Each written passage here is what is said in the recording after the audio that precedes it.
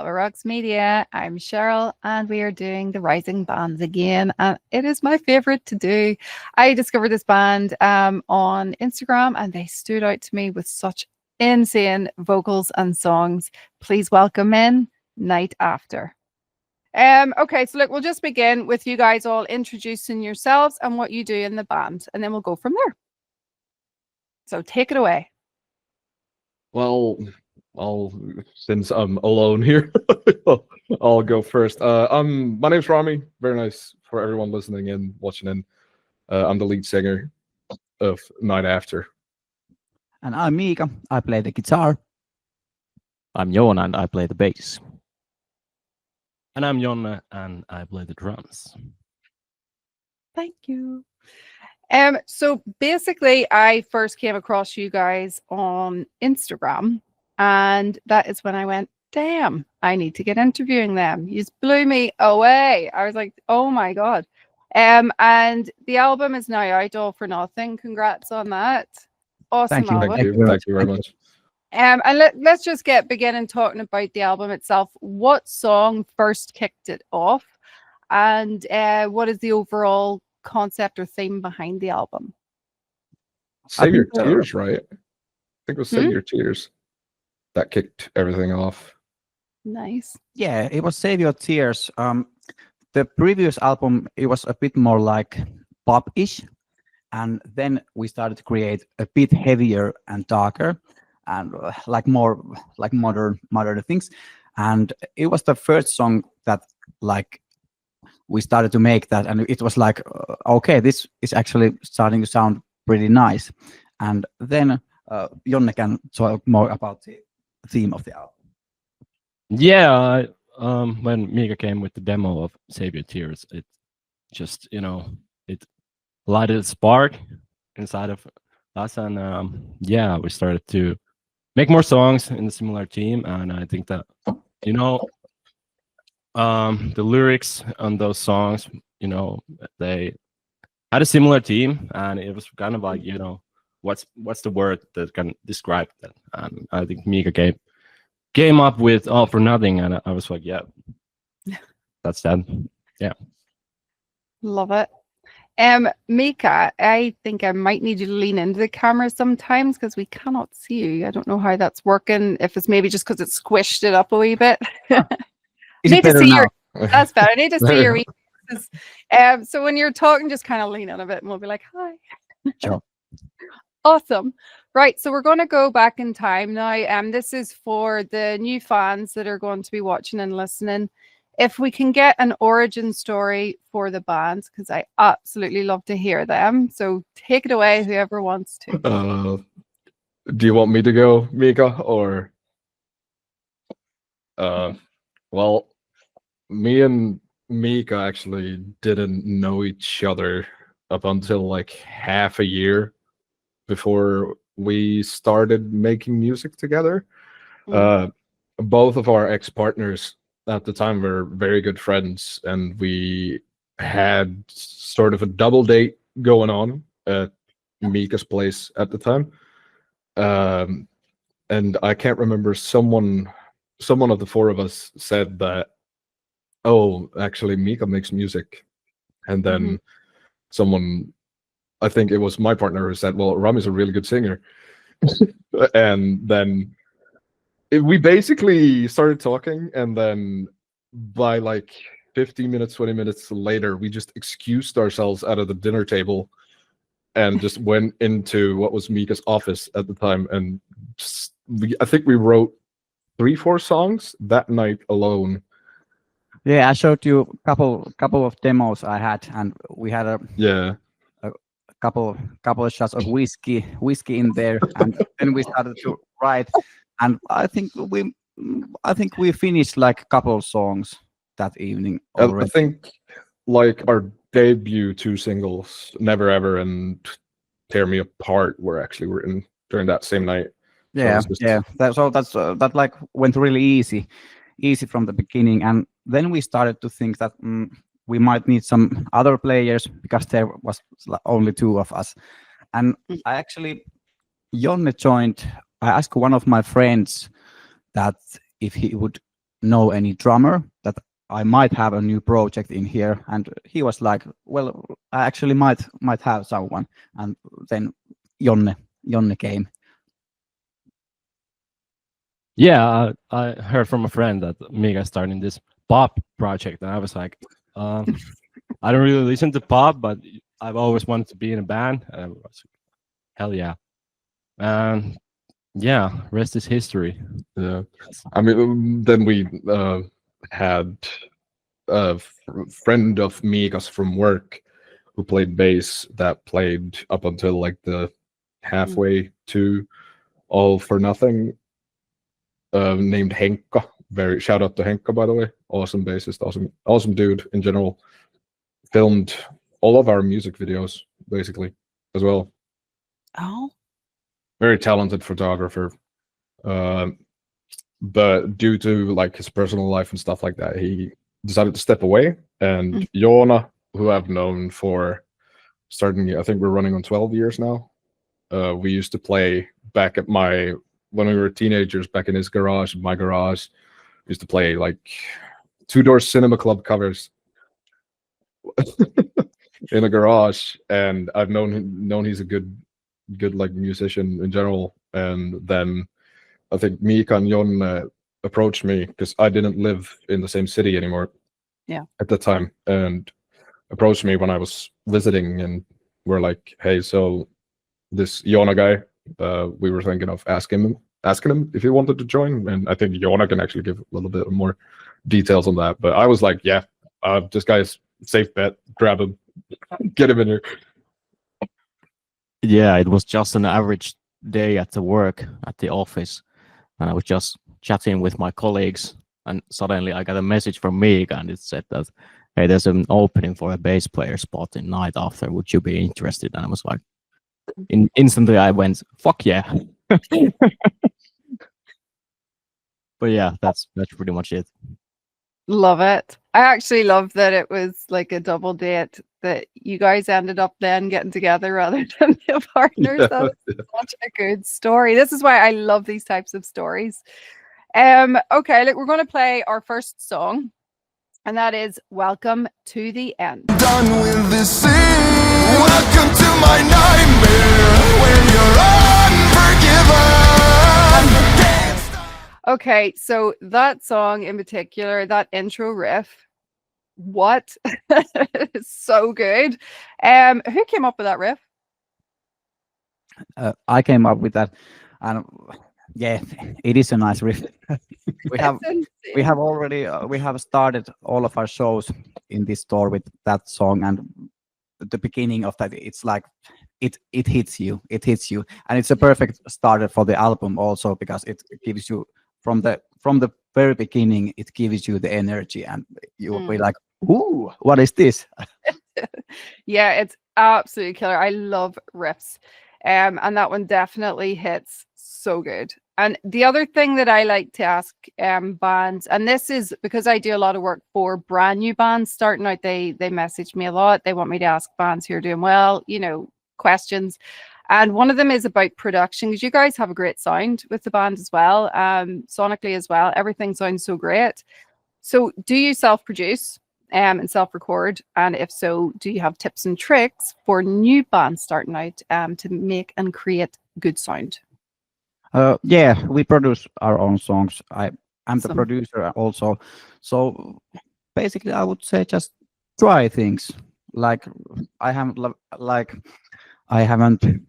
got through any lessons or anything like that. But you need to just try everything. And if it sounds good, it sounds good. There's like if you get to that point where it sounds brilliant to you, like then it sounds good. Just try things.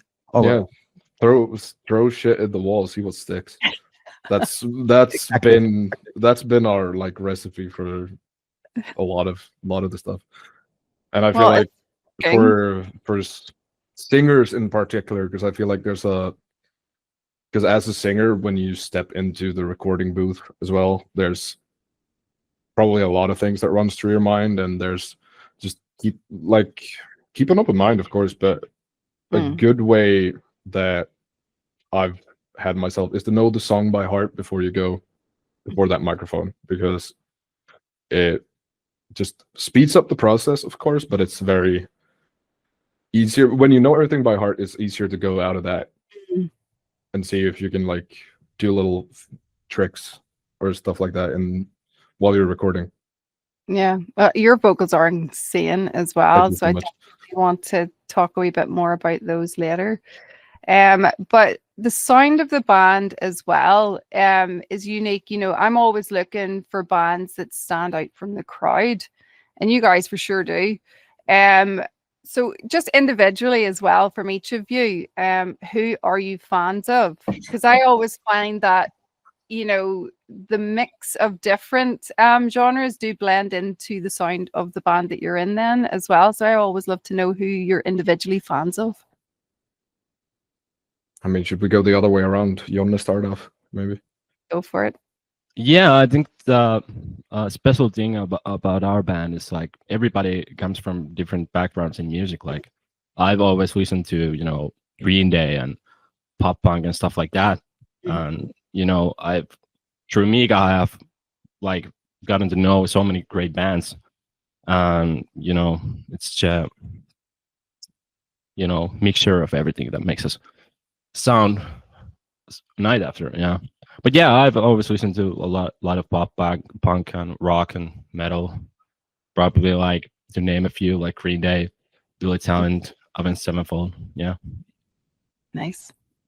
I listen to pretty much everything in between of black metal and like R&B and pop. So there's a wide variety of artists I could name, but probably the biggest influence for me personally is Bring Me the Horizon. And well, that pretty much probably can be heard in the sound, even though I haven't written any of the material yet for Night After. But yeah. I would say I'm personally a fan if a song has a good melody. It don't matter if it's pop or rock or rap or anything. If it has a good melody, it's a good song. I have listened to. Well, I started with bands like Iron Maiden, Guns N' Roses, all of that. Then I found like Bullet for My Valentine. I started to lean a bit heavier, and then I found like Architects, Bring Me the Horizon, and then I fell in love with bands with a heavier sound of that, but like a modern sound. And yeah, we metalheads are usually pretty like narrow-minded. So I would like to people to, if it's a good song, it doesn't need to be like metal or anything like that. If it's a good song, it's a good song. I mean, yeah, go ahead, Joona. Okay. And I also like to add that bands should experiment more, and they shouldn't be so thinking that this has to be metal. Like if a R&B influence works for you guys, look at like Sleep Token or something. Those guys boomed with the R&B sound and adding all kinds of different sounds to the mix. So if it works, and it doesn't have to be metal always to make it work as a metal band. Yeah, absolutely. For me, it's been, I mean, a little bit the same with Mikka. I grew up around a lot of Judas Priest, Iron Maiden, that kind of stuff, all the like 70s, 80s rock, power metal stuff. My shout out to my dad, who still to this day listens to those very same artists and kind of shoved them into me. And then through that, it went to like Linkin Park. Chester is a huge influence and inspiration for me, has always been. And then from the Finnish scene, there's been like Him with Ville Valo and Poets of the Fall, stuff that I've heard that I do not really tend to hide the influences that much at times.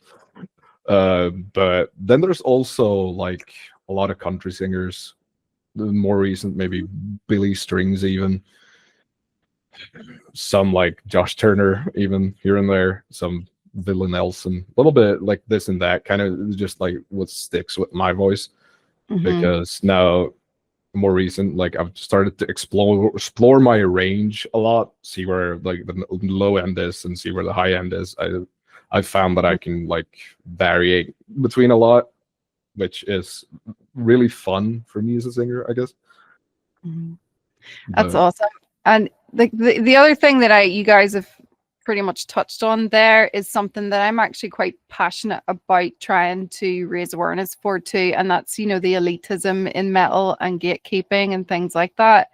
So the fact you guys have such a range and a mix of tastes really helps to create a sound of a band as well, and to not be afraid just to turn right and say, you know what, I love this band or I love that band. Because even for me, when I first was into metal, I was into obviously Slayer, Pantera, that type. But I also remember when new metal started, when it all came out, and the guys who, you know, the elitists who were into Slayer and those types would roast the hell out of me for even admitting that I liked Slipknot or Linkin Park or anything, or even him, you know, and things like that. So, you know, I just want that to stop. So this is why I want more and more bands, you know, to speak out and say, no, like whatever you want to like, as long as it's got decent melody, you're winning. So you guys absolutely nailed that. Thank you. yeah, and it doesn't even have to have a nice melody. As long as you like something, you don't have to be ashamed of liking anything. Well I feel said. like, especially musically, I feel like there's so many Mhm. genres from classical to R&B, jazz, even that if you like something, like it. There's no shame in that. Absolutely. And so many things mix well with metal. I mean, just Absolutely, together and they absolutely, work. It's so absolutely. fun. Look, I did mention a bit there that earlier on that I stumbled upon you guys on Instagram, and I find Instagram a great tool to find new bands. Just first of all to get like a glimpse of who the band is, as well as all your links. It's like an EPK almost. I think it's a great tool to have to find bands on and for band awareness. Do you guys agree as well? Do you find social media is a great tool as a band, or is it the bane of your life, like with most bands that I ask this question to? I think it's important, and I think it's like the biggest outlet a band can have nowadays. You know, Mm. everybody's on social media, and Mm. I think for us, we have fun with it. It doesn't feel like something we have to do, but you know, it's something that we really want to, you know, make Mm. content for Instagram and TikTok and stuff like that, to like find new people, connect it with new fans and stuff like that. It's very, you know, if somebody comments like, I love this song, it's so rewarding. Yeah, I mean, I feel accessibility in general for the crowds, the people that actually take their time to listen to us. I feel like having a platform where they can do that without much trouble should like be a given in a sense. Yeah. Yeah, nowadays, even though if you don't like social media, you kind of, in a certain sense, as a small band, you kind of have to do it. If you Mhm. because Yeah. it's a great tool to reach a new audience for your music. So kind of settling in with the it's a bane of our existence is kind of you're kind of dooming yourself away Yeah. from a big portion of your possible audience. So it's kind of something you have to do. But yeah, we kind of like doing it. So Good, because it's needed, it's necessary, and then it makes it easy for somebody like me who's looking for bands actively to try to get new bands out there for more people to find you as well. So it's a great modern tool and should be utilized more. So new kids, listen. And speaking of new bands starting out, one of the questions that I find really is helpful for them is basically the creative process of a band. Like I've spoken to so many bands over the years, and some of them, you know, the music just comes, like a riff will just drop into your head and then it becomes a song. Others will sit and invoke it to come to them. It's just really depends on each individual. So as a band, what is your creative process? Is it Mikka, is it just yourself? Do you do the songs mostly, or is it a combined thing? Well, this album was made, every song was almost the same. I had some idea, I made the demo, and I might have some line here or there. And then I sent the song to Jonne, and Jonne had a couple of minutes and sent me WhatsApp message that has more melodies, more vocal lines, almost ready lyrics. So it was actually pretty easy, and I think we made the whole album almost the same way. No. Yeah, pretty much. And the thing with me, guys, like if he sends a demo, it's like it's almost done already. It's so easy to find like a top line for that. And if he has like a couple lines here and there, and I know exactly, oh, this is the theme that you want the song to kind of revolve around. So it's pretty easy. And sometimes I think like probably Welcome to the End was what kind of a song that it just came. It was like 5 minutes and it was written. Some songs take time, but you know, it's pretty easy to work with me. Yeah, and by the time like that demo reaches my ears, it's like it's for me to just kind of grasp the emotion and the intention behind everything, and then just toss whatever I do on it. And of course, there's a lot of, I feel like there's a lot of communication between a lot, like if there's lines that don't maybe like fit in a style that maybe I do, then it's very easy to kind of go back and forth and just kind of make it what it is on the album. Perfect.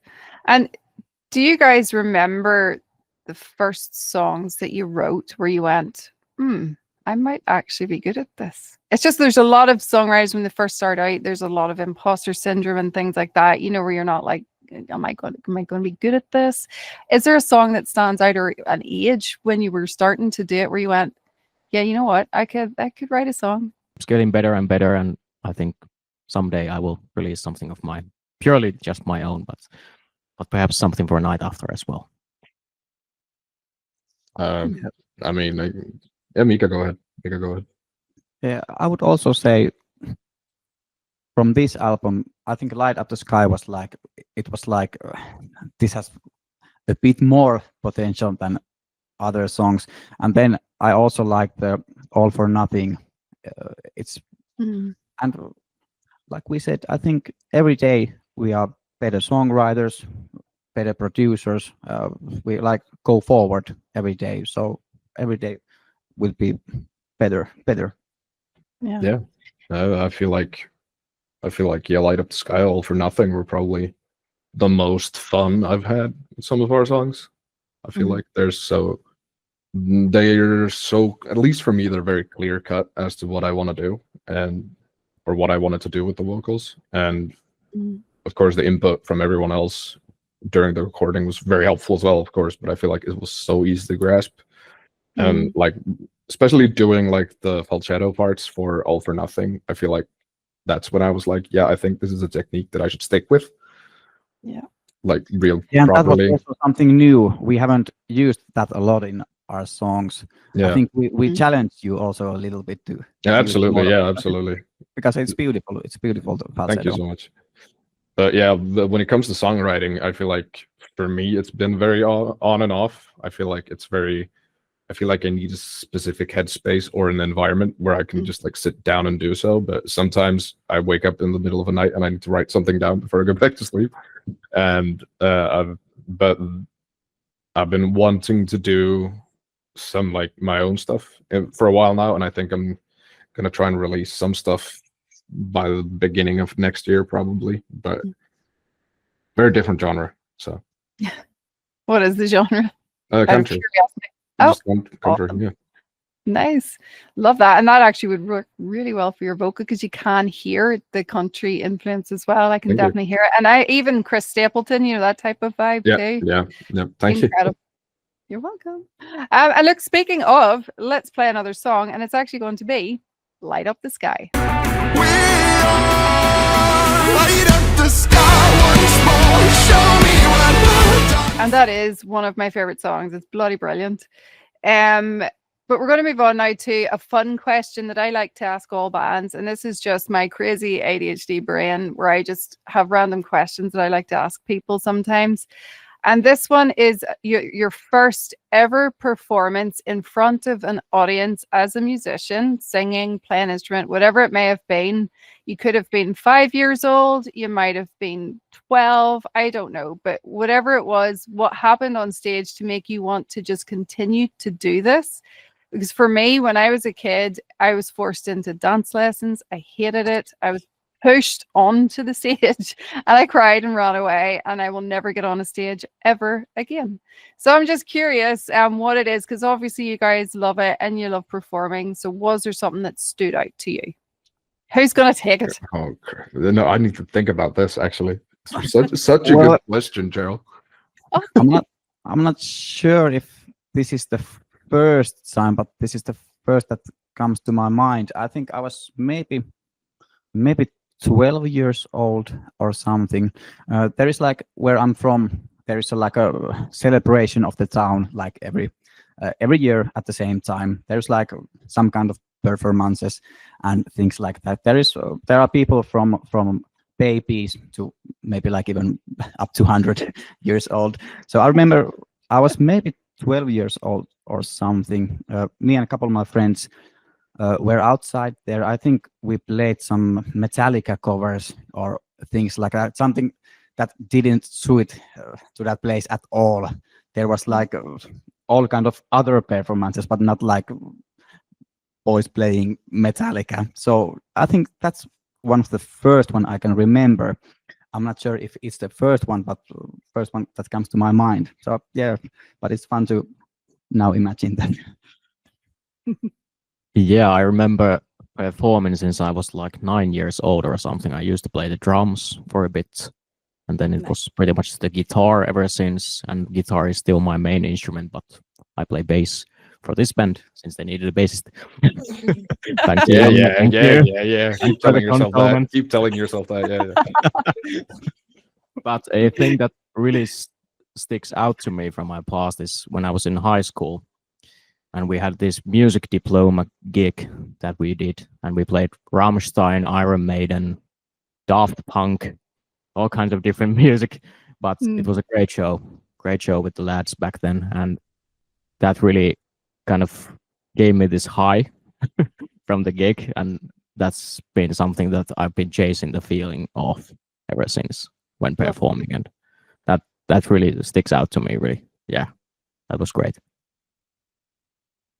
Yeah, for me it's kind of weird because I was really shy as a kid. I never wanted to perform anything. I remember every Christmas, what they go Christmas parties at school or something. I never wanted to do anything. When I was really young, I cried to the teacher, I'm not doing this. I'm going home. But yeah, but at the same time, I always wanted to be a rock star. I've listened to a lot of rock, and when the Guitar Hero game, I want to play the guitar. I never learned to play the guitar. I suck at it, but that's why I started to play the drums, because it's much easier. You just bang stuff. So yeah, and at some point it's changed. I think I was in high school. I was like, yeah, I want to play in a band, but I come from a really rural place, so there was like one guy who played an instrument, so you can't really start a band with two people. And I kind of on and off played the drums, and I kind of forget about the band stuff.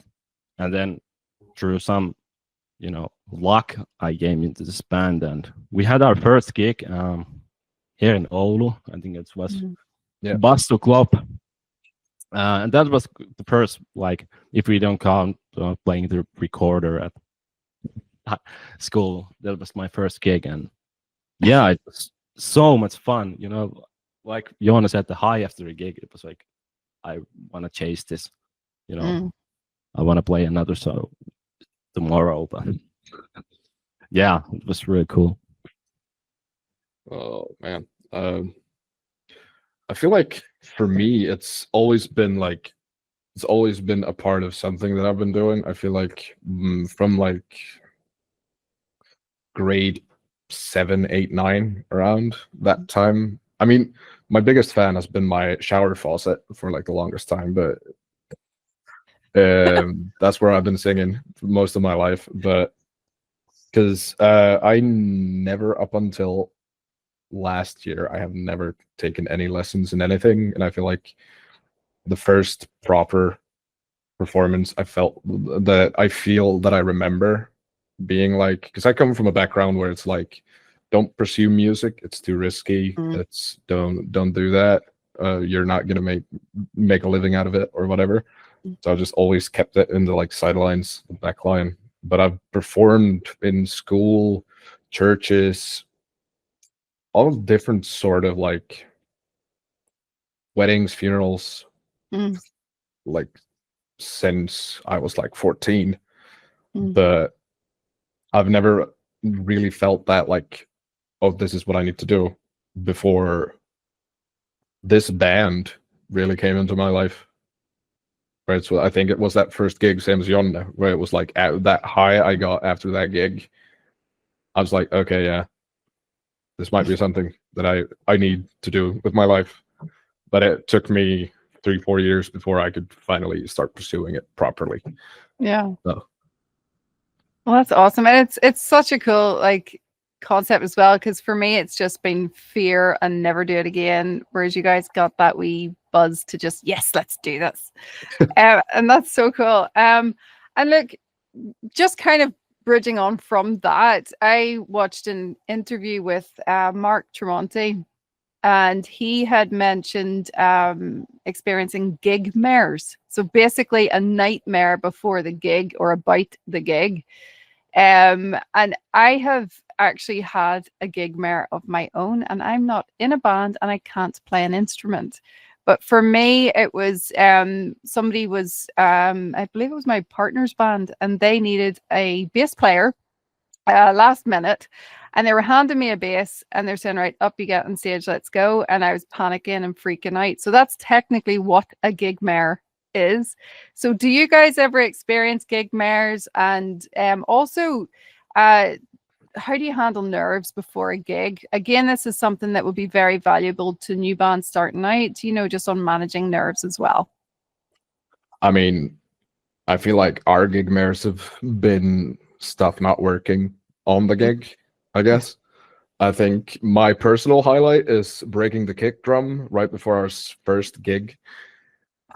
I kicked a kick drum mic through the what is it that called that where the logo is, basically. I kicked the drum mic through that by accident, like during our first ever gig as a band. So that's a shame I live with to this day. Coming up to Jonne being like, I kicked the mic through your kick drum by accident. Then I felt my heart drop during one of the shows this tour when Jonne broke a snare mid-set. That was the thing that happened. But when it comes to nerves, I feel like the nerves need to be there for you to perform. Mm. That is something that I stand by very hard, is that if you don't feel the nerves before a gig, then it's going to be a really bad gig. It's not going to be a good gig. You're not going to enjoy yourself as much, because I feel like I have nerves before every performance. Hell, I have nerves before going into the studio. Like, I think it's very much a part of that, because for me at least, it lets me know that this is something that I need to be doing. Because if I don't feel that nerve, then it's like, then I know that my heart doesn't really care for it. But if I feel those nerves, then I know that this is what I need to be doing.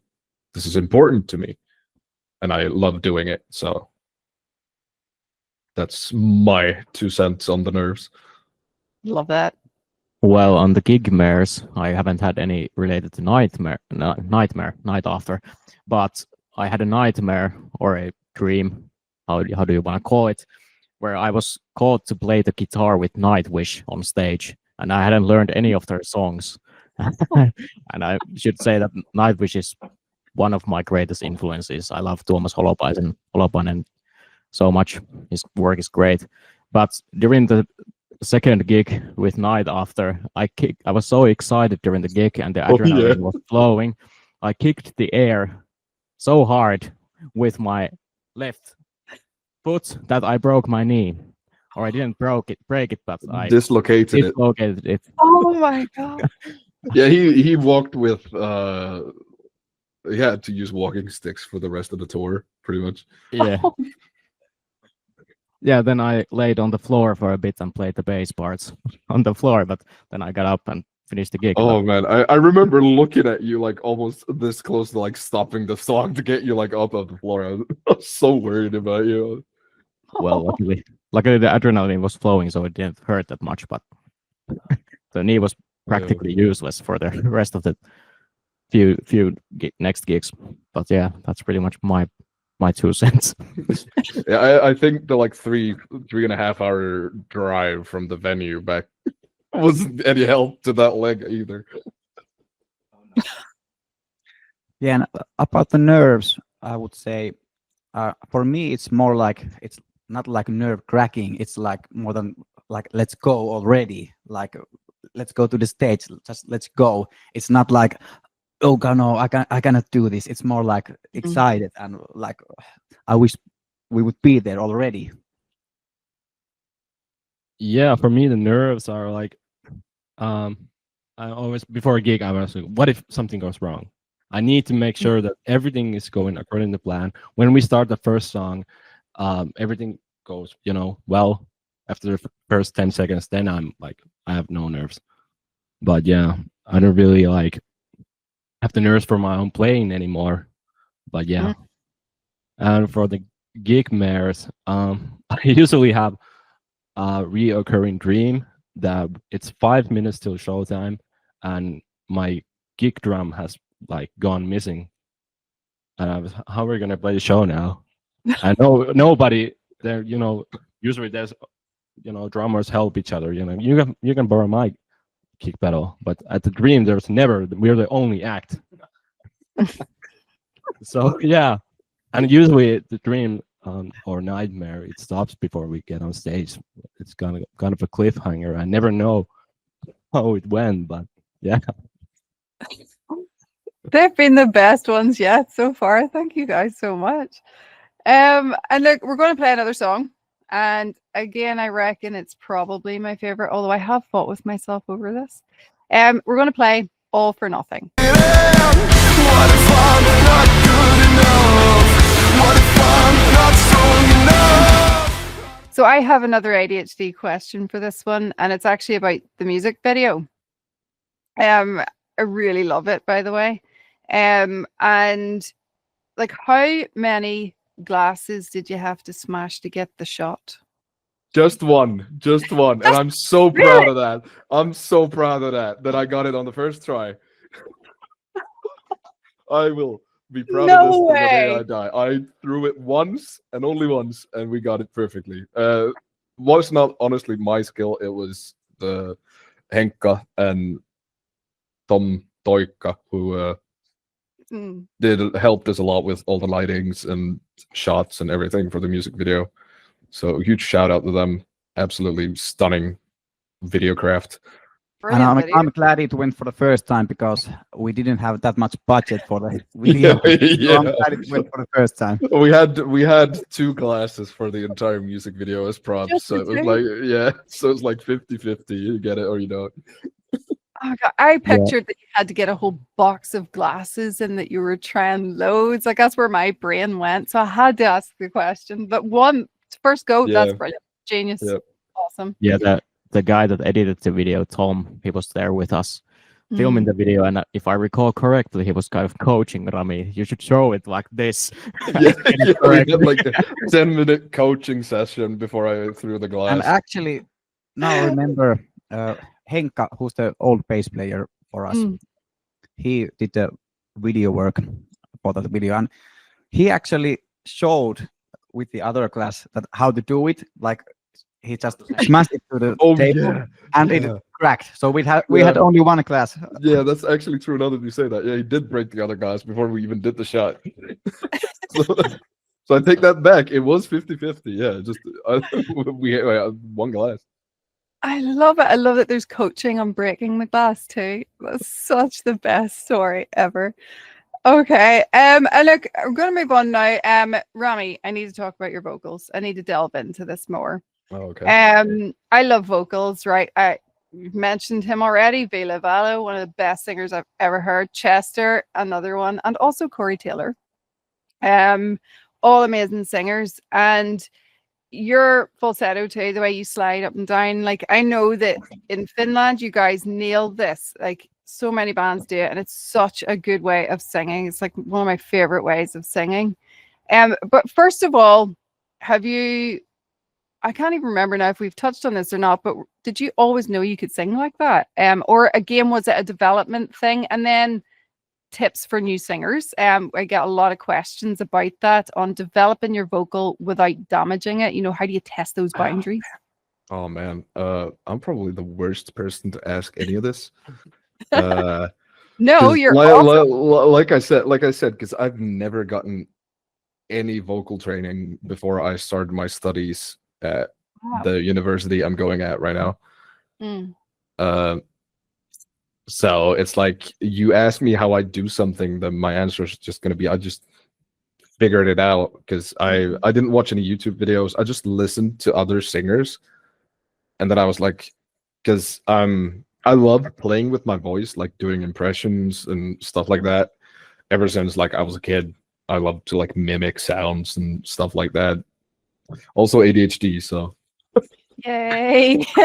so yeah, I vocal stim a lot Mm. of the times. But I feel like getting to that falsetto thing, it was I can't credit Vil or like hymns songs for this. I'd have to credit Poets of the Fall because they do that a lot more, and I feel like Okay. trying to mimic Cradled in Love, for example, from Poets of the Fall, which is a beautiful ballad song, Mhm. mostly sung in falsetto. So like trying to like mimic that kind of singing really got me into just making it a natural thing for me where I sing. And now I feel like a lot of the things that I've been working on my own vocal technique has not been the vocal technique itself. It's been all the support systems and everything. Mm. And when it comes to like the distortion in my voice that I use in our music, I feel like that is just something that I've tried myself through, and I did not do it properly. I will admit that I did not like test my way properly to be careful with my voice and vocal like that. But I feel like if I had say something that you can do, I feel like it's just try to mimic, but don't start with like the growls and stuff like that. Just like maybe more cleaner stuff, just to kind of get that feeling and get to know your own muscles. Because I still struggle with that, is to kind of like put my finger on, okay, so here I am using my throat or my like muscles like this. I'm placing my voice forward, I'm placing my voice backward, I'm using my nose for resonance and stuff like that. I feel like I'm still very much practicing that, Mhm. at least to kind of articulate how I do that, because I feel like my singing teacher, this amazing woman called Christine Steen, has been basically, when I started, she was like, your technique or like your support is non-existent. So we basically just pulled everything down and built everything up again. But then she's like, how do you do that? And I'm like, I don't know, I just do it. So I'm like, Natural. no, definitely not. Humble is the word for you. Thank you. I love that you actually do it the old school way, and that's from mimicking and listening to other singers rather than going the YouTube modern way. That's actually really interesting. I've not heard anybody say that yet, so that's really cool to hear.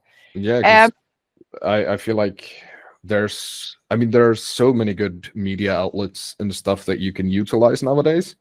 yeah. But I feel like I did not know how to look up those things when I started out, or anyone was like, hey, you could try doing this. It was just like, I remember music class at school, it was like, here's a mic, do something. And then it Yeah. was like, you started from there. I mean, and it was just mimicry, really. Yeah. It's But like, you're also able to carry the emotion as well, because you can hear that in the songs. You can carry them in the recording part of it. And the other thing that I like to ask bands is, just from a recording perspective, what do you hate about the recording process, apart from the boredom, because that's an easy one to pick. But is there anything else, each of you guys, from a recording perspective, that you're not so keen on?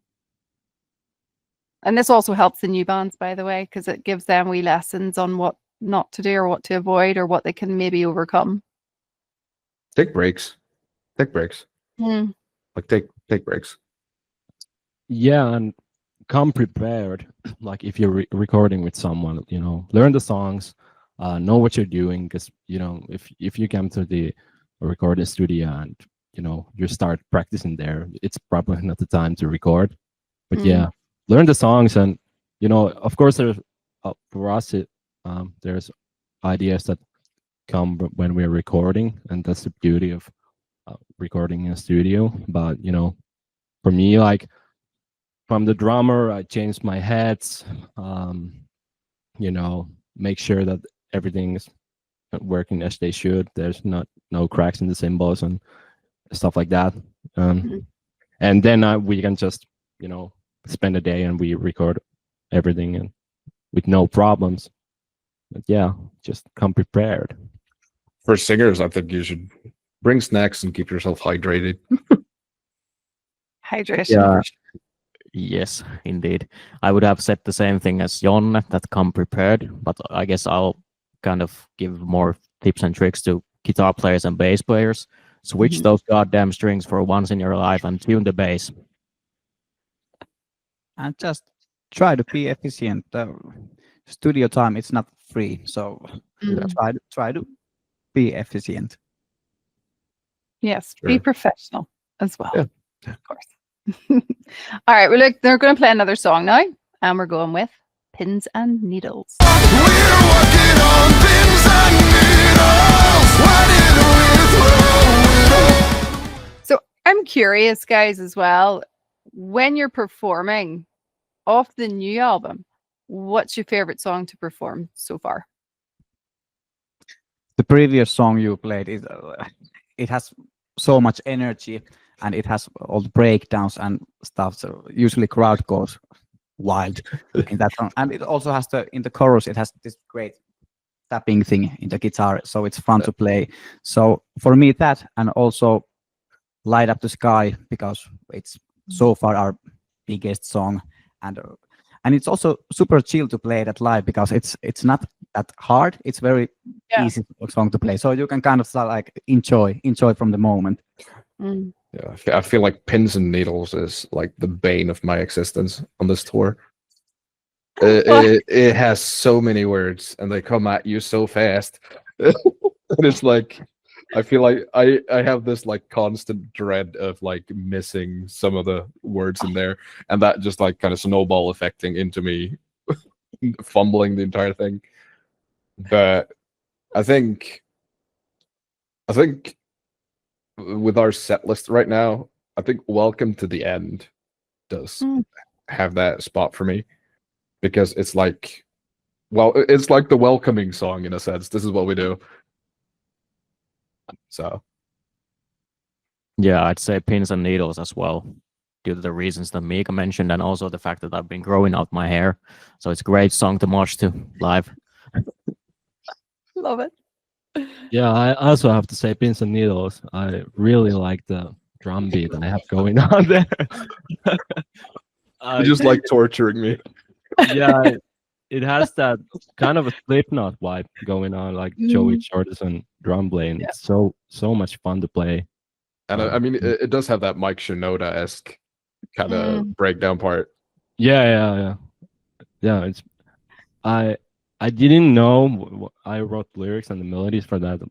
I didn't really, because usually whatever I come up with, I can like make sure that Rami can he has amazing range, so he can sing it, but I don't take into account like how he's gonna do it live. But so far so good. Speaking of like the breakdown part, like I think it was like 2 to 4 bars longer, like in the demo part before recording. So it was like it was worse. But yeah, now I'm going in a little bit into detail, but songs like "I Can't Feel" and "Down Save Your Tears," "Greatest Mistakes" were written and recorded way before I started kind of getting education into my singing or getting like vocal lessons. And I feel back then, I feel like I would have, like, you would have asked me what like was the worst song to play live for me before the album came out. I would have said "I Can't Feel" like immediately. It was I'd even like want to say it was a fluke that I hit that high during the recording. But nowadays with the like exercise and teaching I've been getting, I feel like it's one of the more easier songs to pull off. So I feel like that's a very nice progress. Yeah. Well, we're going to go random question again, again because of ADHD. So you can thank that for it. But if there was no music in the world at all, now this is zero music, not even in like movies or anything, what else would you do? Who's going to take it first? Well, I like writing more and more, so I guess I would become a poet or something. Nice. Love that. Yeah, I think I would do the same thing as I'm doing now. Oh, well, I'm unemployed. If you're hiring, I do marketing. Yeah, He's a very good marketing dude. Yeah. Yeah, I would do something in marketing for sure. Love it. Does Rami have anything? I want to say rot, but probably sales. I mean, I was a hardware store salesman, business to business, before pivoting into music. So I'd probably be doing something like that. I did teach for a little bit as well, so maybe that as well. Ooh, teaching. Nice. The other thing that I am going to do is we're going to actually be playing out with Antidote. But I'd like to ask, just, I know this is the second album, right? And I'd love to know if there's been any lessons learned from releasing another album that you wish you had known at the start of the band. Put together a budget, for sure. Mm. I feel like just the mixing and mastering, the recording process for the first album was really just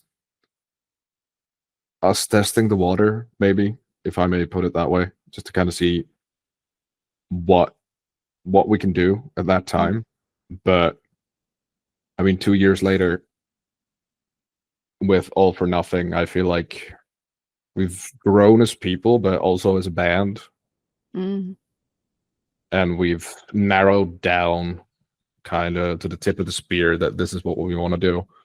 And this is our sound. And we're going to utilize that. Yeah, from the first album to the second, we've, like we said earlier, we've grown as songwriters and we as producers, and we know like we have potential for better than maybe the first album was, both like sonically and songwriting wise. Yeah, I guess that write better songs and rehearse them to exhaustion. And the great thing about playing live, we actually tried a lot of songs that didn't make it to the second album. We like kind of test the waters there, like what is the crowd reaction and how fun is to play. And I think that also helped, because before we released our first album, we didn't tour so much as we do now. So maybe playing live, yeah, I think that's almost the biggest thing.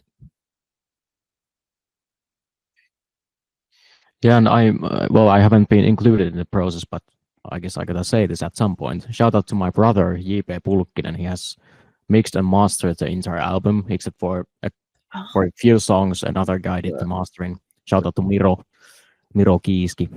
Shout out to those guys because, well, I guess I can speak for the entire band that those guys really brought the sound to life. Even though I didn't write the material, but yeah, the guys did. And shout out to Yipe as well for sticking through my vocal warm-ups every recording session.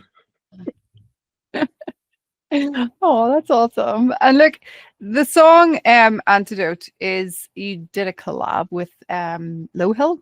And what I'd like to know is how did that come about and how important are collabs in the scene? Yeah, shout out Low Hill. Low Hill, we share a rehearsal space with them. So we've become good friends. And we've always talked about let's do like a collab song. Yeah. We had one earlier like planned, but it fell through. But when we started working on the second album, we were like, we have to have the collab here. And yeah, and it was fun because I did the top lines for the part that Demo from Low Hill sings, and I don't know how to growl. I wish we could play the first demo here because it's epic. I mean, I can pull it out. No. But yeah, it's so different if you listen to a song like, I don't know, I Can Feel, and then you play Antidote after that. And what happened? And it's fun. It was really fun to record that. And also, what we do live, usually if we can, we get singer from the supporting act to sing the part that the demo plays, sings. So it's kind of fun to get like other people to hang out in the stage and throw their spin on it. Yeah, absolutely. Yeah, and it's also a crowd killer live. I think the crowds love that song. Yeah. A lot. Yeah, and I wanted the album to have one of those like just a simple metalcore song, like which doesn't have too much in it. It's like super fun to play it, and of course good melodies like Night After usually has. So yeah. Well, is there like, so say collab wise, if you had a dream collab, this can be completely unrealistic too for each of you, who would it be that you would love to collab with one day? That can be alive or dead.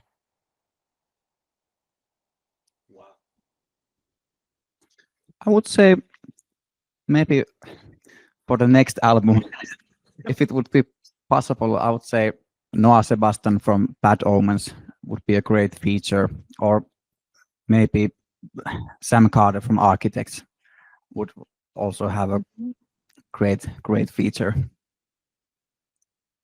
Ville Valo or Bill Murray would be great.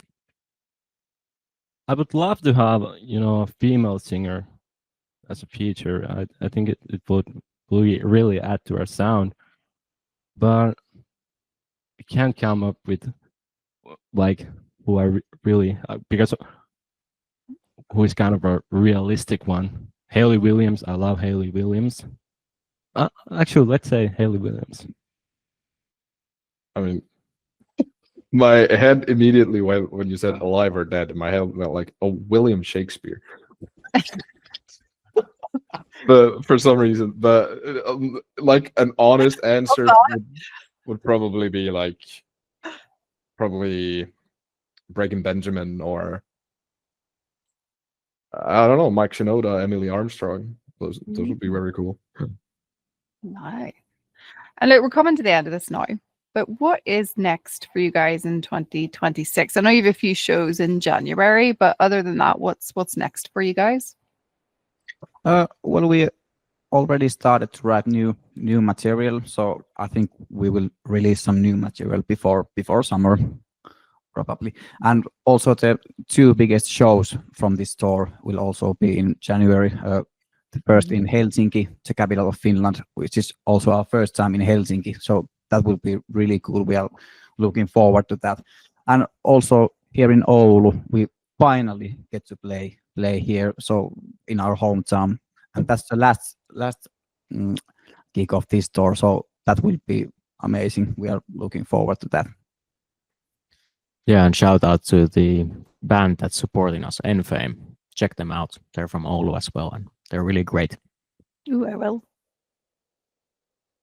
I love to find new bands, always looking for them. So always recommend them to me. Especially Finnish bands, because these are the best. In my humble little opinion. And there's something in the water over there. There has to be. All right. And look, just finally, guys, what are you most proud of in your musical careers so far to date, and also with the band?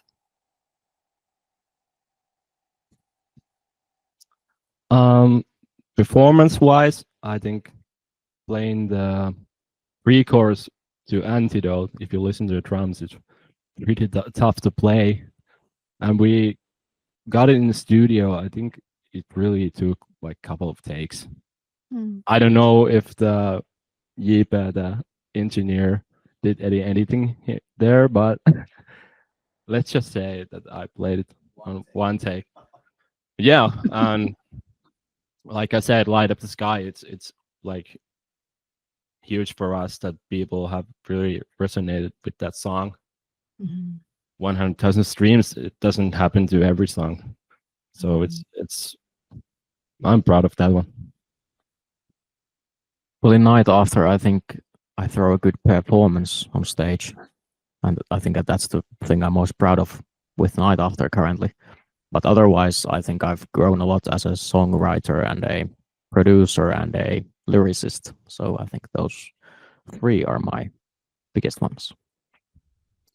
I would say this album in whole, yeah, it was a great journey, and the outcome was great, and next one will be even better, of course. And I will also mention the last gig we had in this tour. It was a small town where I'm from, and it was a sold-out show, so that felt like heartwarming. So it was really special for me, at least.